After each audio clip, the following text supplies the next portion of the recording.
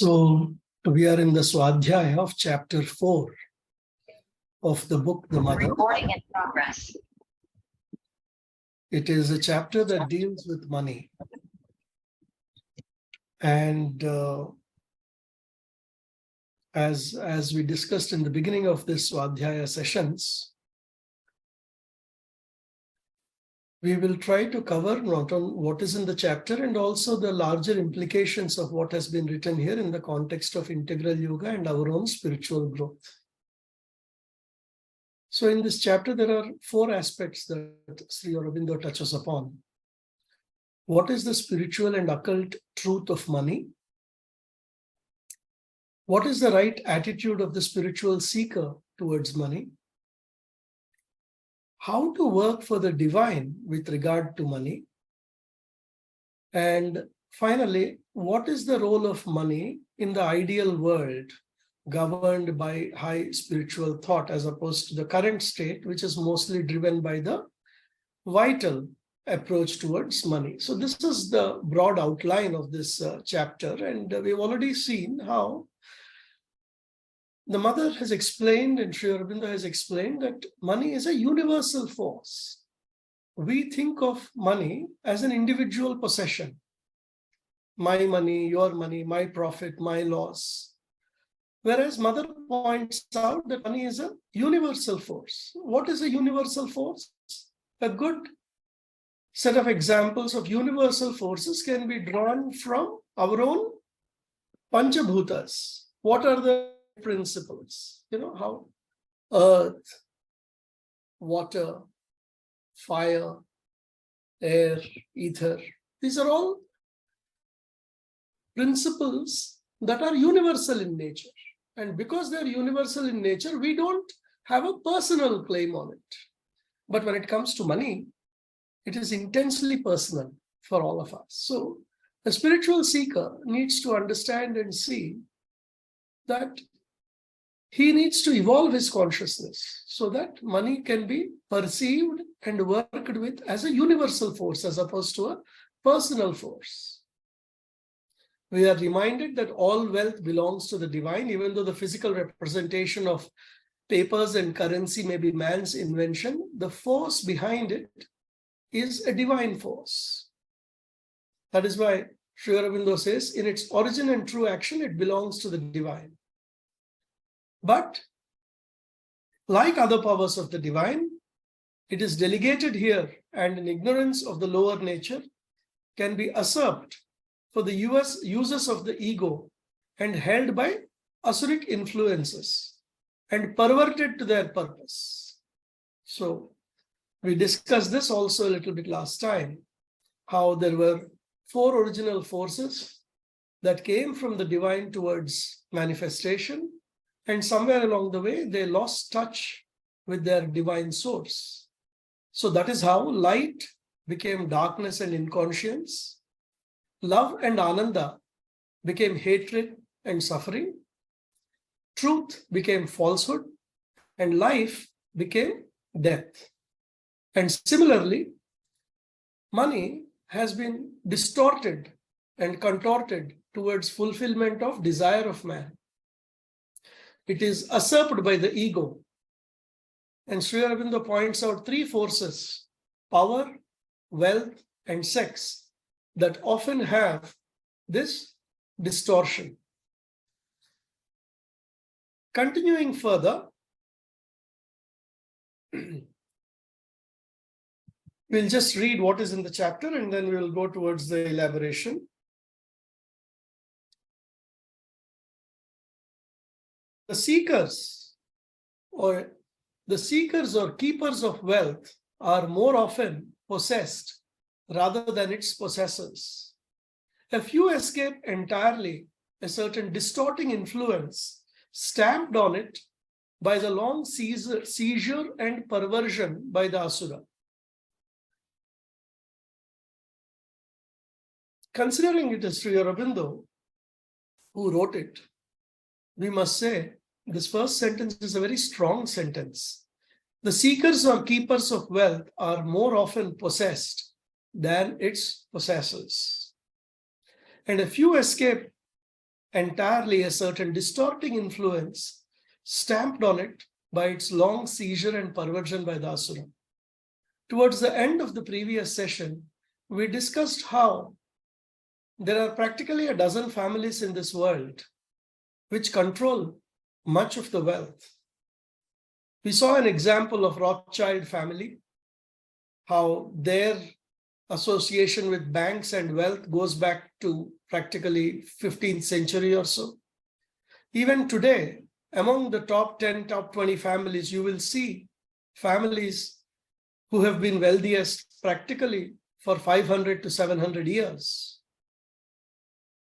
And one cannot say that all of the wealth is being used by these families in a benign or a generous way. There is a controlling element, the power that comes with the wealth. All of that is there. As spiritual seekers, I'll just step back and broaden the purview of our discussion. There is a vibration associated with money that we deal with. Of course, the general categorization of vibration can be tamasic, rajasic, and sattvic. And we have to apply this tamasic, rajasic, and sattvic framework to both the way in which we earn our wealth. Am I earning it in a tamasic way, exploitative, negative, making the other person suffer?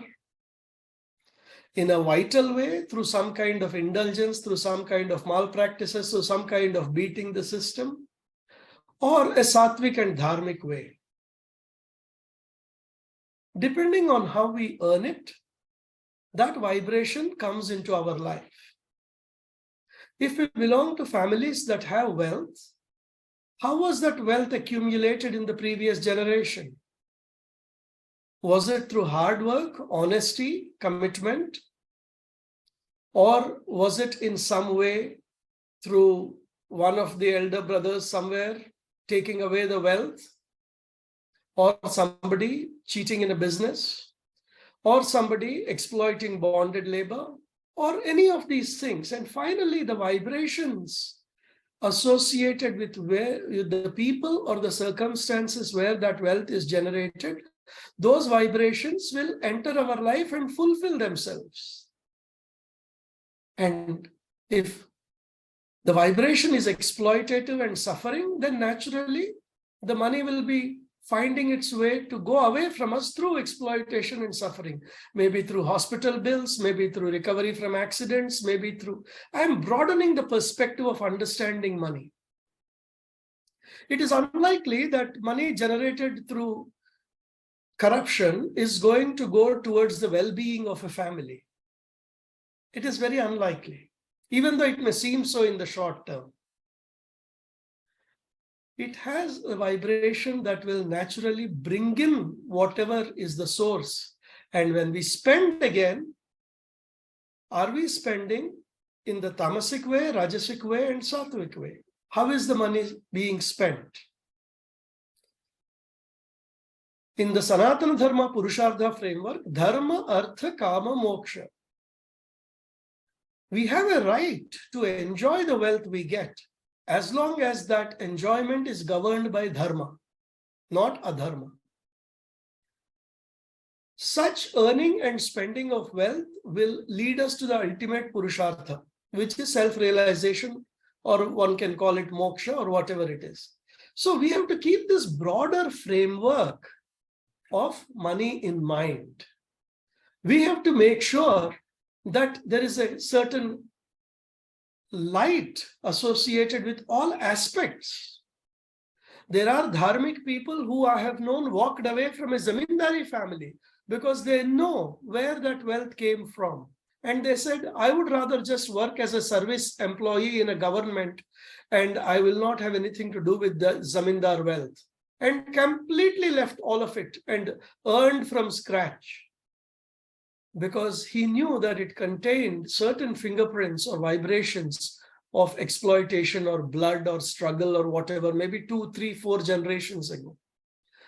We need to not only become aware of this, we need to make our own families and friends aware of it, that money isn't currency, it carries vibrations. When we accept that has strong vibrations, those vibrations, we are giving out an invitation into our life. And we cannot blame later if that money fulfills that money's swadharma. Another aspect which is quite stunning, and I might actually, it came into this chapter today because of my own personal journey in the last 1 week. I happened to attend the funeral of somebody who passed away at an age of 75, 80, actually no, 80, 85. A person who came from humble origins and has accumulated wealth somewhere between 50 to 100 crores by the time of his passing away. And what is interesting is everyone around him knew that he would not spare a penny for a dharmic cause. That is the reputation he's carried. And most sadly enough, he had his own cousins who were busy building dharmshalas and temples, and he kept telling them, oh, I'm going to give you money, I'm going to give you lakhs of rupees. And the biggest tragedy of it all, I'm told, is that just last week, he wanted to withdraw money and give it to a dharmic cause, and he could not do it, he passed away. This is a very strange paradox that I observed even while doing some work in Hyderabad, and you know that I'm associated with Mother's work. Once when Vijay Bhai, whom many of you know, he is a senior sadhak who grew up in the ashram and was in direct contact with the mother. When he came to Hyderabad, I actually asked him, I said, Vijay Bhai, what is this paradox? I have devotees here who come with a lot of devotion to the mother, who have literally, they wouldn't know how much wealth they have. But when we are trying to do work here and we ask them money, we don't even get a few lakhs. Whereas, they are very, very wealthy. And he told me something very interesting. He said, even the capacity to give comes with grace. I'm paraphrasing him, but in essence, this is what he said. He said, not everybody is capable of giving.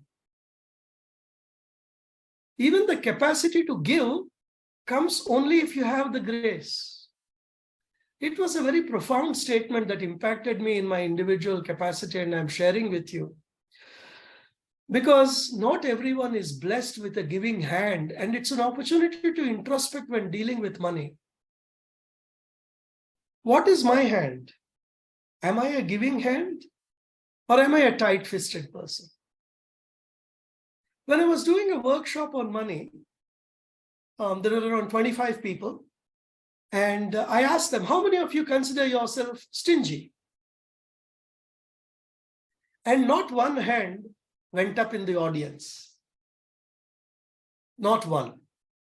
And then I asked, how many of you know someone who is stingy? And practically all the 25 hands went up. And as soon as they all raised the hands, they looked at each other and started laughing. Because they know that by their own standards, they are not stingy, but other people may consider them so. The truth is, none of us think of ourselves as stingy, but also when you talk to anyone who is stingy, he doesn't say I'm stingy. He says, oh, I'm just being very careful with money. I'm being prudent. I'm not negligent. That is how we justify our nature. Similarly, a person who spends very much, he says, I only spend on necessities. I don't waste my money. But when you talk to somebody else, they would consider him to be a real spender, a spender who spends mostly on himself and gives very little. This is an opportunity for us to reflect upon ourselves and ask ourselves, how much am I giving? Do I have a methodology for giving? Some sampradayas, they say 10% of what you earn, you give. And believe me, those sampradayas do very well, where उनका प्रथा यही है कि income tax file करते हुए मुझे पता है कितना इनकम है, 10%, I am going to keep it away and I am going to give it. That's it. There's no discussion here. And they do very well, and the sampradayas go up and they are able to have the wealth necessary for doing the propagation of the sampradaya, which is one of the important aspects of any spiritual work. Some people give 1%, some people give 5%, but do we have a personal benchmark? If we do not, then it is a good opportunity for us to remind ourselves, why not I develop a certain habit of giving? Maybe at the time of filing income taxes, maybe at the time of my birthday, maybe on my wedding anniversary, but come up with a percentage, because the truth is whatever sampradaya one is associated with, if one is not even giving 1%, then one is not carrying the sampradaya forward. We are actually a burden on the sampradaya because we are not giving enough to its propagation. We are only taking. We want their support, we want their satsangas, we want their meditations, we want their swadhyayas, we want their retreats, but we are not giving. And God has been so kind to most of us that we are ahead of where we ever thought we would be in the last 15 years. So why not carry the sampradaya on our shoulders? So these are some of the things we should learn as spiritual seekers. Am I a burden on my sampradaya, or am I somebody who is carrying the sampradaya with me? Am I giving enough? Do I have insecurity when it comes to money? Do I display attachment? The mother says, money comes to you in proportion to your capacity to use it as it is meant to be used. Money comes to you in proportion to your capacity to use it as it is meant to be used. So we need to develop our capacity. Most of the people that I work with, and I consider myself among it, it is not a judgment, we have to keep working on the capacity expansion. Can I be more and more and more giving? When an unexpected income comes, how do I deal with it? I remember once in ashram, I have read about it, there was a business that was being done. We have many workshops and production facilities. Mother was here at that time. They took up a project for a third party, somebody outside, and they completed the project and they generated more profit than I had anticipated. So socha hoga maybe 20% profit aayega, 40% profit aayega. What mother said, you know? She said, return the money. You keep your profit. Whatever else you have got more than it, you return the money. Look at the dharmic way, look at the spiritual way of looking at it. It's very counterintuitive compared to where we are. And Sri Aurobindo says, this comes from his book on Ishopanishad, a strong, capable will bent on money making will doubtless win its desire. Matlab, if you have a strong will on money making, you will probably succeed. But at least as often, wealth, fame, and success flee the man who longs after them. Wealth, fame, and success flee. Flee means it runs away from the man who longs after them and come to him who has conquered his longing. Whoever wants it and chases it, wealth and fame run away from him. And whoever doesn't have a desire for it, it is likely that that energy will flow to him. This is what Sri Aurobindo says. So we saw this little section where Sri Aurobindo says the seekers and keepers of wealth are often possessed, more often possessed than its possessors. Few escape entirely a certain distorting influence stamped on it by its long seizure and perversion by the asura. Continuing further, for this reason, Sri Aurobindo says, most spiritual disciplines insist on a complete self-control, detachment, and renunciation of all bondage to wealth. and of all personal and egoistic desire for its possession. Some even put a ban on money and riches and proclaim poverty and bareness of life as the only spiritual condition. But this is an error. It leaves the power in the hands of the hostile forces to reconquer it for the divine, to whom it belongs, and use it divinely for the divine life is the supramental way of the sadhaka.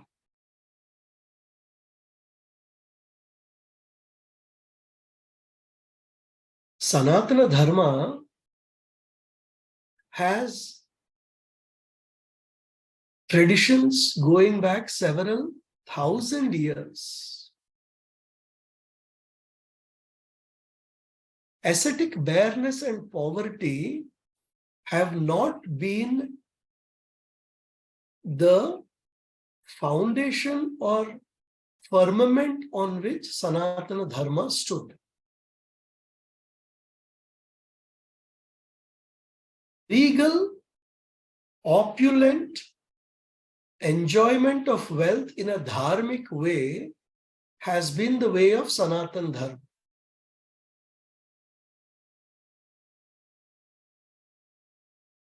We worship Kuber, we worship Lakshmi. We see Sri Krishna as Syama Sundara, Chandana Charchita Neela Kalebara Pita Vasana Vanamali. That is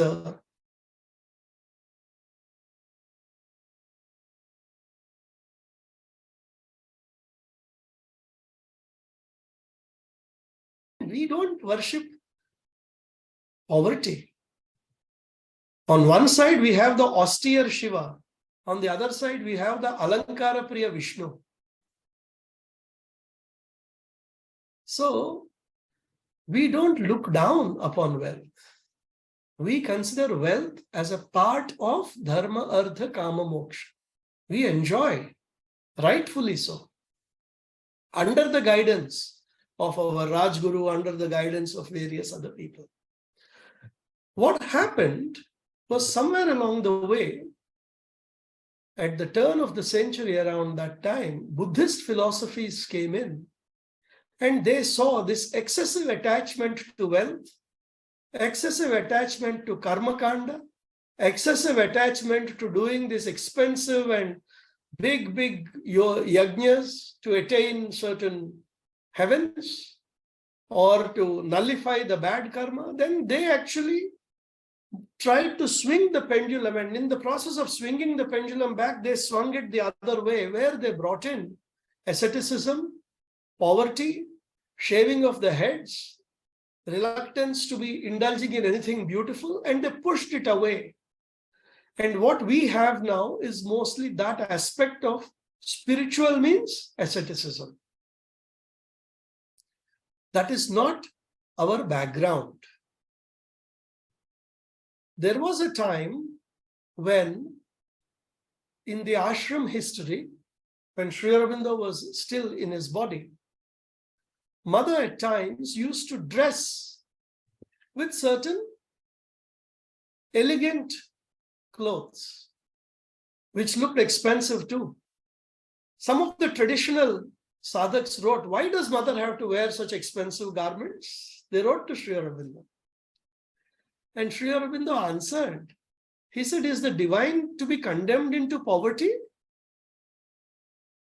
Is the divine to be condemned into poverty? The truth of the matter is, Sri Aurobindo explains further that we cannot leave money and power in the hands of only beings that are governing it with a vital consciousness.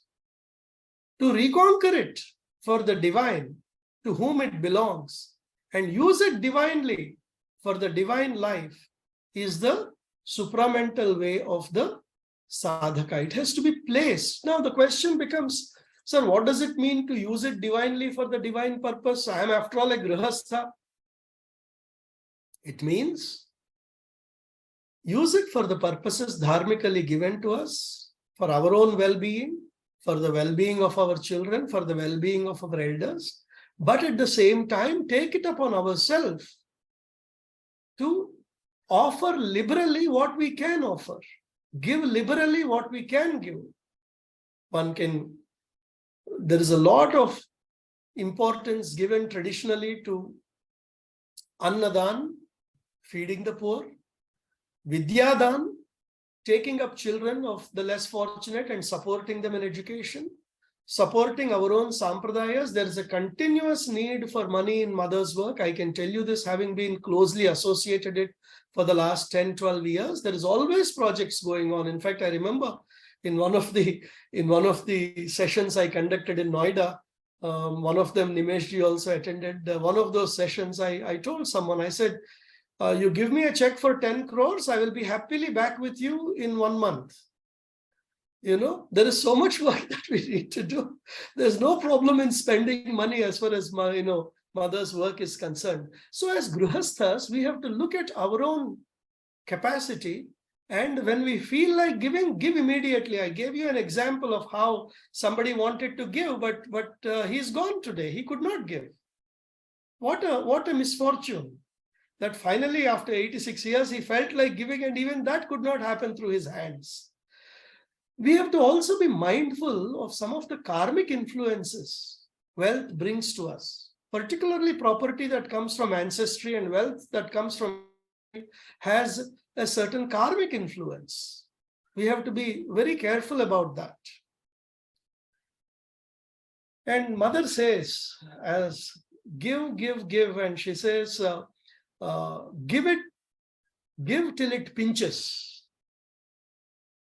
That is the phrase she used. Give till it pinches. So for us also, we should give. And give with complete detachment and disinterestedness. Sri Aurobindo Society, Sri Aurobindo Ashram, and our organizations have a very peculiar philosophy, which actually makes it difficult for people like me who raise money for our work. Sir, we will give money, but where will you put our name in the premises? Will you write it on the clock? Will you write it on the fan? Will you write it on the wall? Will there be a marble? Will there be a granite? We don't do any of that, because our approach is, when you give to the Divine Mother without any expectation, without any kind of expectation, and we respect that.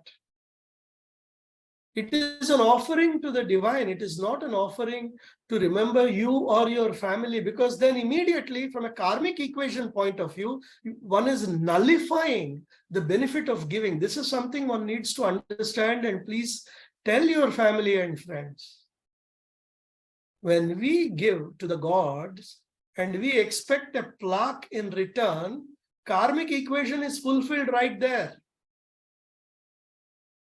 You have given to the Lord of the universe, and what you are getting is a plaque which nobody will read after 20 years. It is better to give it to the Lord of the universe and let him worry about how to compensate you. And he may give you a better life next life. He may give you so many other things. Why settle for a silly plaque? So it replaces what he is planning to give. This is something I've once there was a small group of youngsters in the ashram who helped organize a certain program, and the ashram senior sadhak who organized the program, he went to the mother, he wrote to the mother saying that, Mother, these youngsters, some 7 or 8 of them, they worked very hard for this program, and the program has gone very successfully. Many people have benefited, and everyone who has come has given everything good. I would like to offer them tea and refreshments and bring them all together. I mean, that is what we all would do, isn't it? That's what we do today also. She said, your refreshments will replace my grace. Replace. We have to be very, very careful when we are working with the divine. It will replace. So let us not worry about putting our names on fans and clocks and all of that. And continuing further, Sri Aurobindo says, you must neither turn with an ascetic shrinking from the money power, the means it gives, and the objects it brings, nor cherish a rajasic attachment to them, or a spirit of enslaving self-indulgence in their gratification. We should neither turn away from ascetic shrinking, nor have an attachment or self-indulgence. It is a balance. It is not easy. One has to pray for it, honestly speaking. This is the individual attitude we need to develop. In Gita, chapter 6, Yuktahara Viharasya. How do you manage in a way of harmonious balance in your food, in your sleep, in your interactions with people, all of these things? And same thing with money. When it comes, accept it, have it available at our disposal for whatever we can do. But when there is a certain tightening of the flows, when there is a certain difficulty of the flows, readjust without complaining and move on.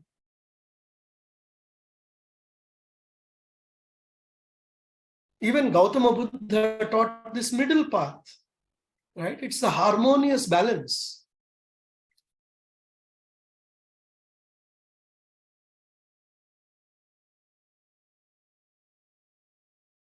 Sri Aurobindo says, things come and you take them up. Things go and you let them pass with the same smile of equanimity in the taking or the leaving. The only true attitude for a yogi is to be plastic, ready to obey the divine command, whatever it may be. Nothing must be indispensable to him, nothing a burden. And Mother says, you are richer with the wealth you give than with the wealth you keep in your possession. This was a message that the Mother had given to Sri Aurobindo Society in the first annual conference. Sri Aurobindo Society has been an organization that was formed in the, during the Mother's physical presence here in the 1960, and it worked during Mother's physical time upon earth to generate wealth and support the ashram in a very big way. And at that time, Mother gave this message when society was approaching the devotees across the country. You are richer with the wealth you give than with the wealth you keep in your possession. Continuing further, all wealth belongs to the divine, and those who hold it are trustees, not possessors. This is one of the most powerful lines of this chapter. One can underline that and remember it. All wealth belongs to the divine, and those who hold it are trustees, not possessors. It is with them today. Tomorrow it may be elsewhere. All depends on the way they discharge their trust while it is with them, in what spirit, with what consciousness in their use of it, to what purpose. It is all about consciousness. Coming back to the one word of integral yoga, all of integral yoga is around this one word, consciousness. With what consciousness are we handling money? Is it with a vital consciousness of possession, ownership, or is it with the spiritual consciousness of a trustee? There were times when devotees would come and place currency notes in a tray, and with a grand and pomp, they would place it there, and mother wouldn't even touch it sometimes. She wouldn't even place her hand on it to bless it. Occasionally, it would even be returned to the person who donated it. And yet, there was an occasion when some devotees were coming in a train to Pondicherry. A few of them were sitting in the compartment, sleeper coach, and they were talking about mother and the ashram, and mother like this, mother like that. This happened with the mother, that happened with the mother. All this group was coming to Pondicherry. There was one poor man who was sitting in that compartment. When they were getting down, he said, I don't know who your mother is, but please take this 1 rupee. This is all I can give. Please offer it to her on my behalf. So when this devotee group came to the mother, the first thing she asked for was that 1 rupee that man gave.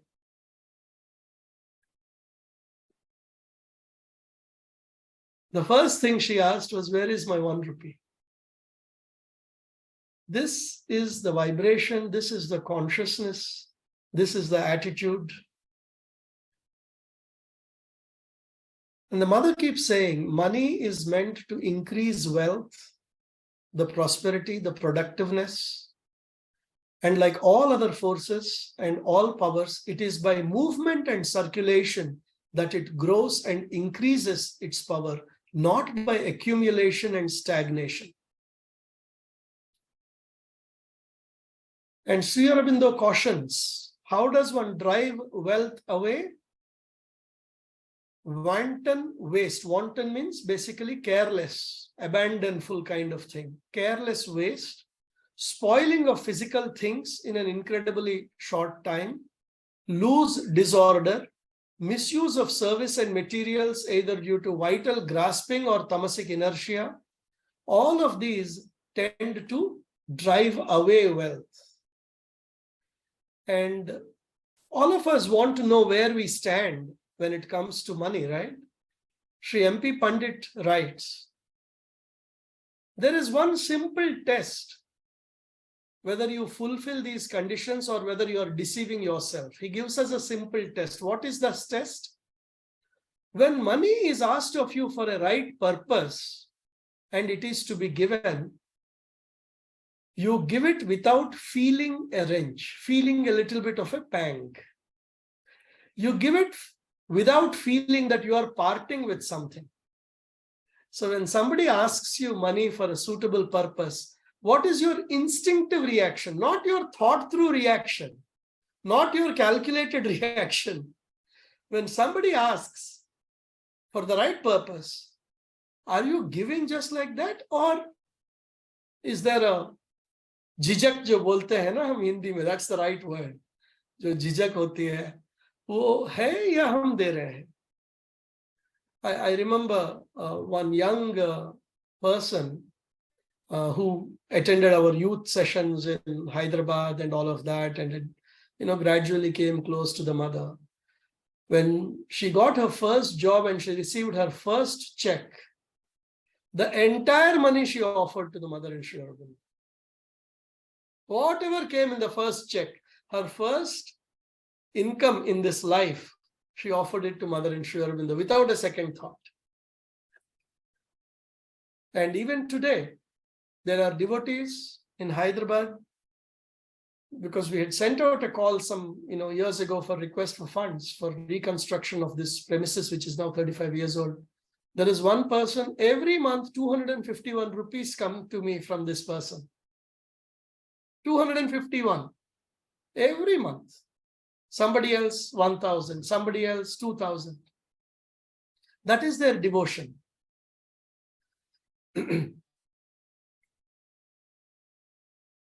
All depends on the way they discharge their trust while it is with them.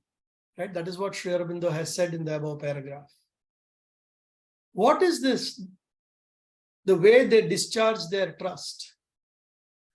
The present attitude, consciousness, and actions impact the future capacity in our life to flow or hold money.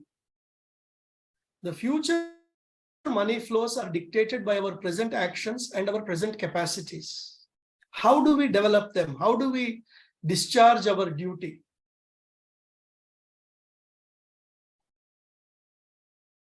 Mother elaborates, all depends on the use that's made of things.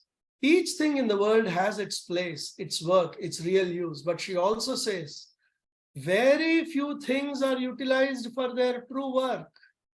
Very few things are really in their place. And it is because of this, the world is in a frightful chaos. That is why there is misery and suffering. I don't need to elaborate upon it. Going further, in the book, the next paragraph, in your personal use of money, look on all you have or get or bring as the mother's. Make no demand, but accept what you receive from her and use it for the purposes for which it is given to you. Be entirely selfless, entirely scrupulous, exact, careful in detail, a good trustee. Always consider that it is her possessions and not your own that you are handling. On the other hand, what you receive for her, lay religiously before her. Turn nothing to your own or anybody else's purpose. Partly, I wish to remind you that this is also written to some of the devotees who were raising money for the ashram in Bombay in those days when Sri Aurobindo wrote this. But also, this is still a very, very instructive paragraph to all of us. There are three categories I would like to separate here. One category, normally who we are doing a job, we are earning money, we are getting our pensions, or we are getting our income, and then we are doing what we need to do. This is one category of people. Then there is another category of people who are office bearers in organizations, social organizations, where you are tasked as a treasurer or a responsible person and so on and so forth. Then there is a third category where you are actually raising money and going around and asking people. We have already seen the first category. Be dharmic, be generous, give more than you wish to give, and try to develop positive karmic loop with money so that we are able to benefit from it, we are able to help others benefit from it, and that way our entire family goes into a flow of opulence and wealth. We generate a positive karmic energy with wealth. It's a wonderful opportunity. Those who are office bearers, who have been given, you have your own division to develop in an organization, or you are already a part of an NGO, every penny properly accounted for. I had a hilarious scenario where somebody said, well, sir, you are in a spiritual organization. Is it NGO? Yes. Is it registered? Yes. I'll tell you what I will do, sir. From our, I am a part of a large organization. I can give you 2 crores in cash. And you can give us a portion back. So they were offering me 2 crores and they expected 1 crore back in the name of Sri Aurobindo Society as an NGO. Yes, I needed money, but we cannot touch certain kinds of money. Mother never touched certain kinds of money. So हमने राम राम बोल के excuse कर लिया अपने आप को, क्योंकि वो काम तो हम कर नहीं सकते. और दूसरी बात यह है कि जहां पे भी, wherever we are working, every receipt has to be cut, every donation has to be acknowledged. If it is forgotten, an apology has to go, but everything has to be scrupulously documented. And as far as raising money, the third category is concerned, I can only say the blessing we can receive is if somewhere the divine puts us with this uncomfortable responsibility of raising money for the divine. I'm telling you, none of us are very excited about it in the beginning, but having gone through it, I would only say, may the divine bestow that blessing on you also. because it really is a learning process. It is also a process where one learns more and more to rely on the divine and not on one's own capacities. It is a lesson and an eye-opener about people around us. Whom you expect from, majority you will not get. Whom you least expect from. I had a scenario where someone I know was raising funds. They went to a teacher. She emptied her bank account and gave it. So much so that when she was sick, next time people had to raise money for her health. There are such people in this country. And yet there are many who would be surprising you in a different way. And mother also gives an example of somebody she knew who had accumulated a lot of wealth. And when she passed away, she came and was sitting with the mother and she was complaining, my children are misusing money. They are not supposed to use it like this. How careless they are. See, this is what happens to our vital being when we are too attached. After we leave the body also, it hangs around and sees what is going on. Mother says, I had to convince her to move on after a certain amount of cajoling. Let us be careful. Are we moving closer to our soul, or are we entangling ourselves in our vital being that is going to continue to bang its head and worry about wealth after we leave the body also? Because it is mother, she was able to probably clean up this vital being and kick it upstairs. People like us, if we get entangled, who will come and redeem us from these entanglements? We may continue to bounce around there for 20, 30 years. We have to be very careful. We have to be very careful. Greed for money is the surest way to decrease one's own consciousness, says the mother. Okay. So these are some important lessons that we are picking up in this chapter. Going further, do not look up to men because of their riches, or allow yourself to be impressed by the show and power and influence. When you ask for the mother, you must feel that it is she who is demanding through you a very little of what belongs to her, and the man from whom you ask will be judged by his response. This is yet another very powerful sentence of this chapter. And I have underlined it. It is a lesson that all of us need to learn as to how to become an instrument of the divine. When you ask for the mother, it is she who is asking through you a very little of what belongs to her. Where are you? You don't exist. She is asking the other person.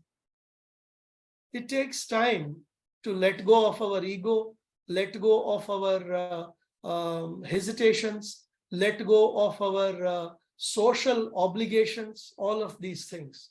But it is a journey, like I said, and one may not like to be in the position of asking money. No, that is the culture that we are all brought up in.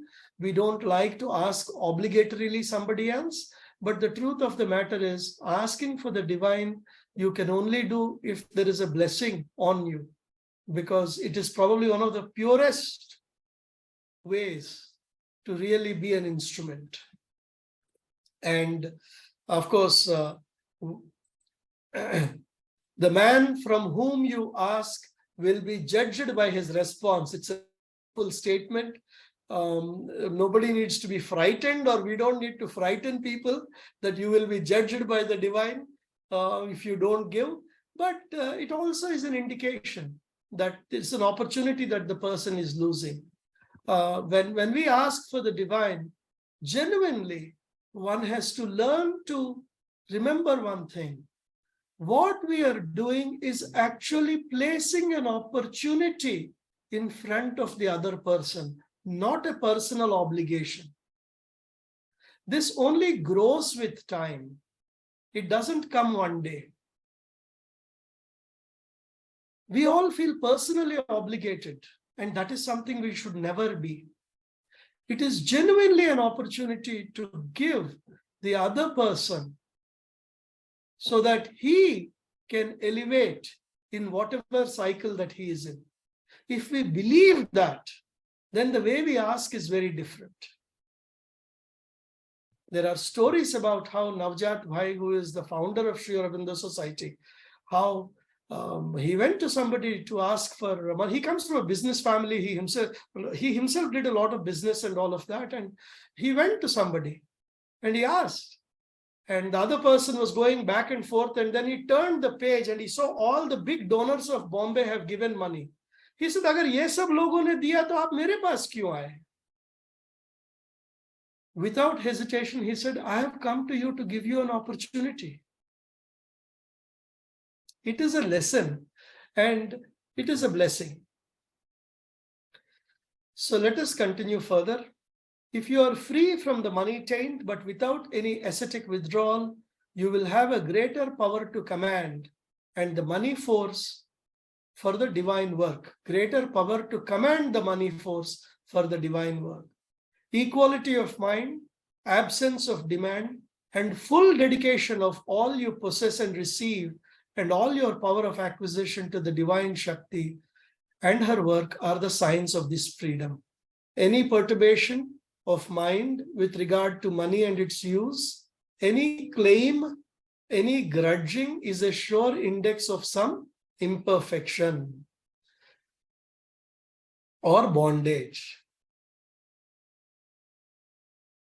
So if you have the power of acquisition, I hope the divine blesses you with an opportunity to serve the divine in this process, because there's a lot of inner cleaning that happens and inner clearing that happens. It is a lot of inner clearing that happens. हमारे अंदर जो बहुत सारे confusions हैं, all those will come out when you ask for the divine. The ideal sadhaka in this kind is one who, if required to live poorly, can so live, and no sense of want will affect him or interfere with the full inner play of the divine consciousness. And if he is required to live richly, can so live and never for a moment fall into desire or attachment to his wealth, or to things that he uses, or servitude to self-indulgence, or a weak bondage to the habits that the possession of the riches creates. The divine will is all for him and the divine Ananda.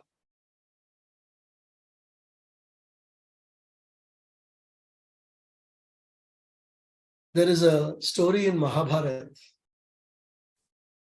Whether it is there in the original Mahabharata or it has been added as a separate story, that doesn't matter, separate issue. Krishna is sitting with Arjun and Arjun asks him, why does everyone consider Karna to be this great giver of wealth? हम भी तो इतने दान देते हैं. Krishna says, okay, well, let's find out why they all consider him. So they are wandering around outside of the capital, and then Krishna takes Arjun to a village. And on the outskirts of village, he creates almost like a semi-mountain of wealth, Krishna. And he says, call the villagers and give all the dhan. They will consider you to be a big data. So you start giving, they will call you, Arjun, the great giver.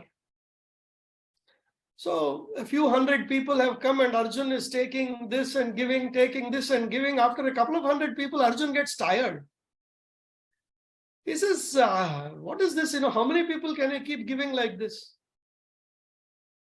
And then Krishna says, okay, let us see what Karan would do. And he calls Karan. And he says, Karan, you are a data. Why don't you give all this wealth? Karan looks at the remaining people. He calls them all into a group and he says, listen, this mountain belongs to you. Distribute among yourselves. And he goes away. There is no sense of giver and giving in this process. It is wealth that belongs to them. Who am I in the middle? Let me get out. Let them distribute it among themselves. So a true giver is someone we have to develop in ourselves. We have to cleanse our inner being. And it is not easy. It takes time, it takes time, it takes time. And that is where Sri Aurobindo's words about how we live and what we do matters. Whether we have, whether we don't have, the inner play is not interfered with.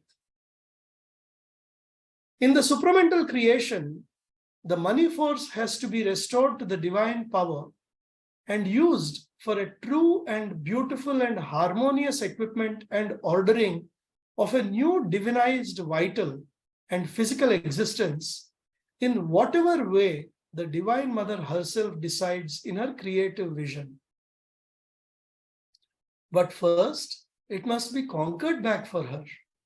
And those will be strongest for the conquest, who are in this part of their nature, strong and large and free from ego and surrendered without any claim or withholding or hesitation, pure and powerful channels of the Supreme Puissance. So here, Sri Aurobindo is addressing the last part, which is what is the ideal role of wealth and money in the longer term, in the supramental creation. We have to develop ourselves into true and beautiful and harmonious instruments with a purified vital and physical existence.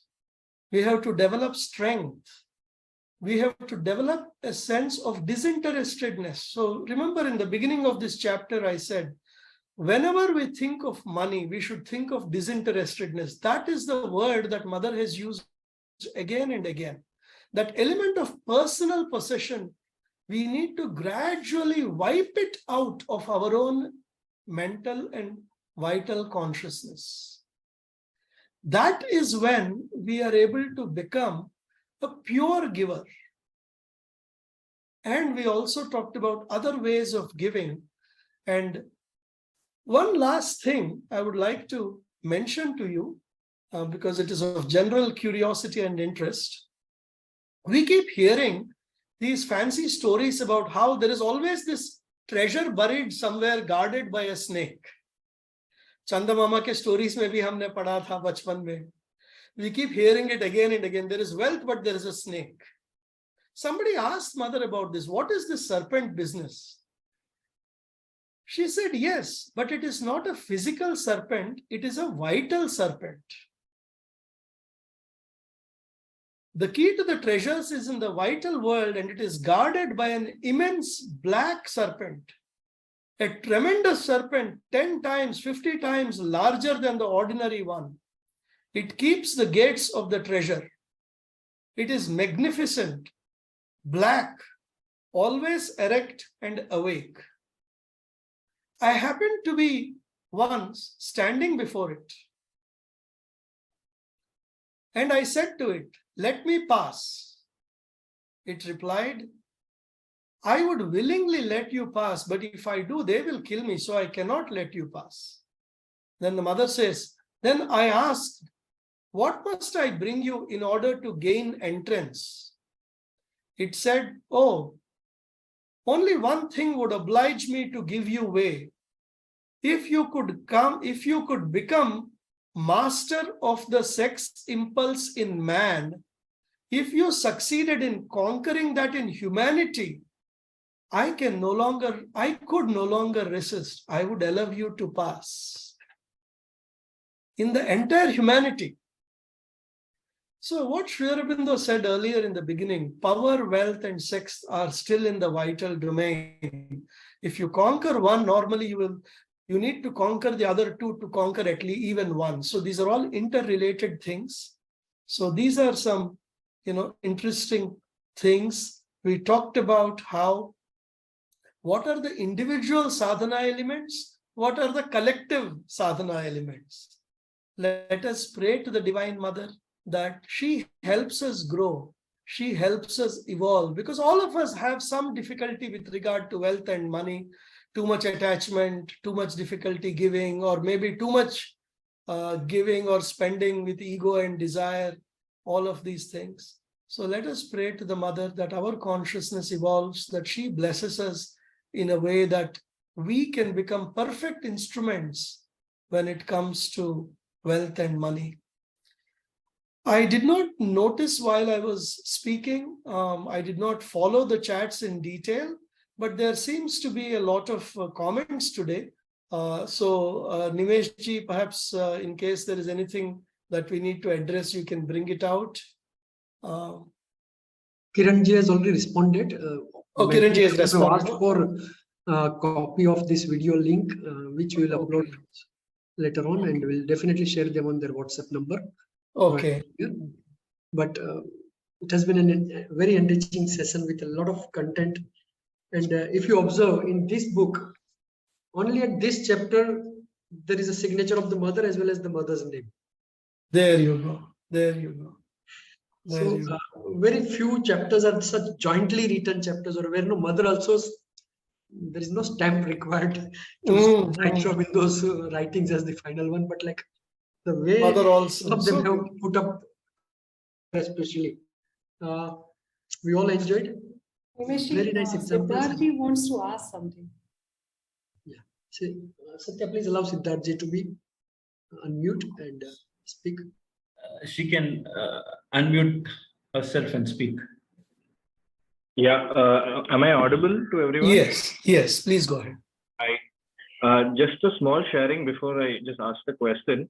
In fact, when I was just internally, I would say, I came across the existence of a deeper self or anything like that. Like I was in a hardcore startup in corporate finance, private equity, that kind of world, right? Where I was deep in the financial world, and I was very close to the, I would say the guys who are managing money in a very large level. Suddenly this click happened where it was like a pulled out from that, where I couldn't relate with that world anymore. It was just like I could see the vital elements like play out. I was like, this is so dark. Like physically, I couldn't go near that atmosphere. So I couldn't go near these corporate offices, which I was like really part of, and they were all got confused. Why is this guy suddenly like transformed like something else? Like so. Then after that, I did spend a lot of time just integrating that new shift, and eventually, I realized I had to make peace with this world also, because so that's when I came across Sri Aurobindo and the mother, because I could see this exact book just change everything for me. And I know Srinivas ji has spoken in previous interviews about how it's a mantric book, and I totally experienced it, like where it brought this calm about where I could see that even the vital elements are part of the mother, and no need to kind of like be afraid of it or like try to stay away from it. And the ascetic shrink kind of unshrinked itself, like it started like coming back. So this integration process is still going on, I would say. So my kind of question is regarding the reconquering it for the divine. Initially, I felt like, okay, I have to be vitally again, I have to be Rajasic again to reconquer it. Like I took it very seriously. I'm like, no, I'm going to stay in this company. First, I resigned and everything. Then I'm like, no, I'm going to stay through this kind of situation where even though I feel very undivine, but I trust Sri Aurobindo's words to reconquer it. So I thought it has to be very vital. But then now I'm slowly coming to the point where it doesn't need to be vital. It can be, I can stay in surrender and flows. There is a flow. And now I can see there is a flow, but there is a lot of patience involved. And like you said, I have to leave it to the mother to give anything. And so, yeah. So is it necessary to completely stay in surrender, or there is some elements of like vital, like elements to just reconquering it? That was my main question of sorts. So there are, first of all, I'm happy to hear about your journey.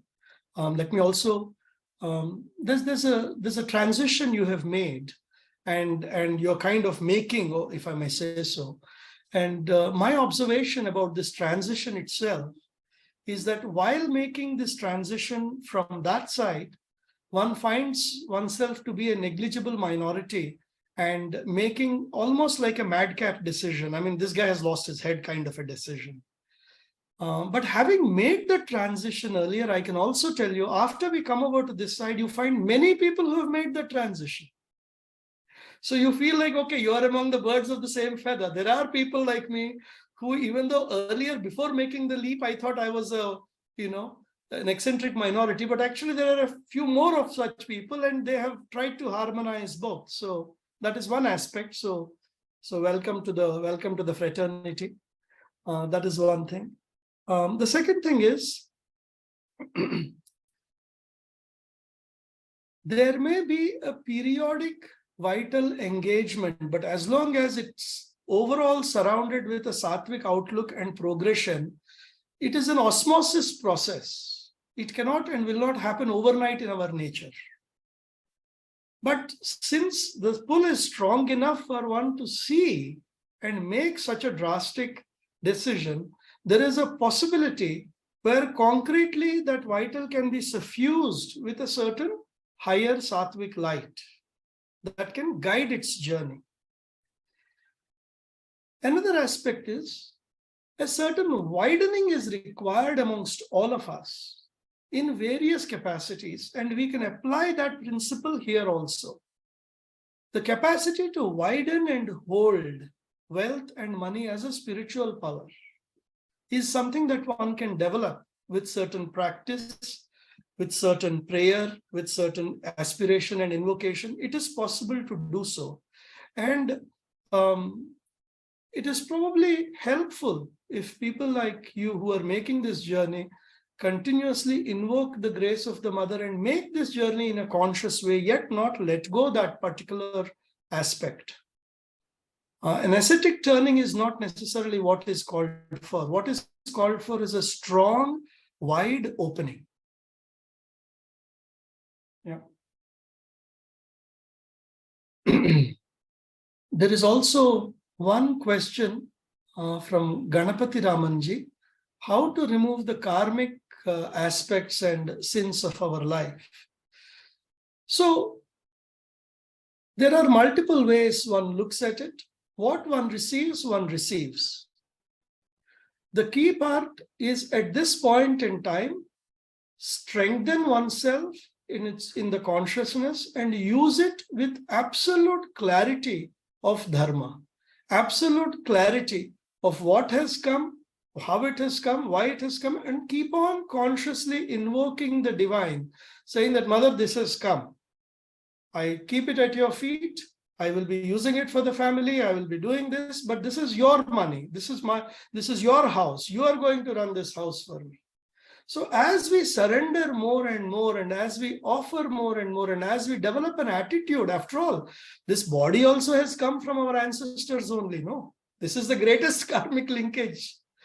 So wealth is only one part of the karmic linkages to the past. So we accept it, but we also accept it with complete awareness that we are only being the instrument.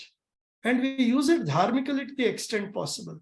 And if there is any specific part which is coming to us, which has a very, very dark fingerprint, and there are families where this also has happened. One of the members of the family decided that he will not even touch it. He said, "Seedha registration society ke naam pe kar do. Seedha registration maa ke naam pe kar do. I don't even want to let it touch me," because he knew there was a very dark part or to that particular property at that point in time. The key part is becoming aware.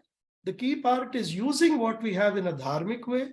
The key part is giving more and more, and gradually developing an understanding that we are a part of this universe and the mother is carrying us, and we are all a part of this journey. Each of us, based on our swabhava and our swadharma, we float in her consciousness so that there is no spot of ego, as long as we keep going there. And in fact, the coming chapter is completely about it. Chapter 5.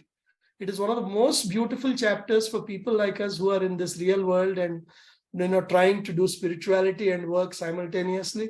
That whole chapter is about it. And also, as Kiranji pointed out last time, Sri Aurobindo's poetry is visible in this book. So you see the last chapter of this, last paragraph of this chapter or next chapter is pure poetry.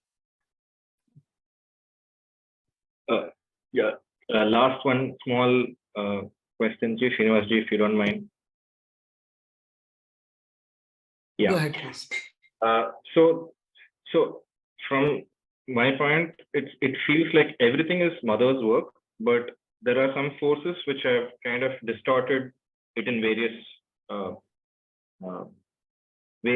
points or blockages or bottlenecks which are created. And so because of course, one is of course the ashram, the society, and the linked organizations doing the mother's work, which is more like for the mind to kind of see that it is really the mother's work. But also, like I would say, the psychic or the heart can see this mother's work going on everywhere. It might not be branded as Sri Aurobindo and the mother's work. So, is there a possibility of a psychic distinction you can make where you can contribute there without having to use the mind of saying, oh, I don't know if it's the mother's work. I don't know what kind of energies are going to benefit from me contributing there. So I might as well come back to the society. Of course, that is also one of the ways which I would always go for. So is there a way to distinguish and kind of use your force for that good? Mother's force for that good, yeah. It is something you have to develop your own sense over a period of time and ensure that it is going in the right direction. It is something that you will have to develop that feeling over a period of time. One can ask the mother to guide, and sometimes you receive direct instructions. Sometimes you get enough information in the right time that it goes to the right person. And you're absolutely right. There are places that are doing this work of consciousness and dharmic work in a big way, and there are organizations that are helping, and they by all means can use the support that comes to them. So one has to just develop a feel for it over a period of time, and offer to that cause.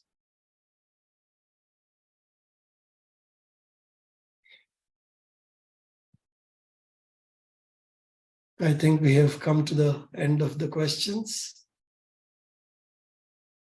I think a wonderful session accompanied with a lot of real questions, not just for the sake of asking them, but they're really feeling the touch of it, and very happy to have this meaningful sessions taking a better shape of trying to bring some impactful reality, maybe to a small group of people, but it is not the number of people to whom the impact is important, but the way we can touch their heart and take it further. We continue with this coming Thursday as well, as you already pointed out, that we start with chapter next, all the four forces, Mahakali, Mahalakshmi. The next one would be on work, chapter 5. Chapter 5. Chapter 4 today, the money, and next one would be on work. On work. Karma Yoga, the entire section of Karma Yoga is nikshipta hai. Yes. Shall we stop here for today? Yes. After a 1 minute's concentration.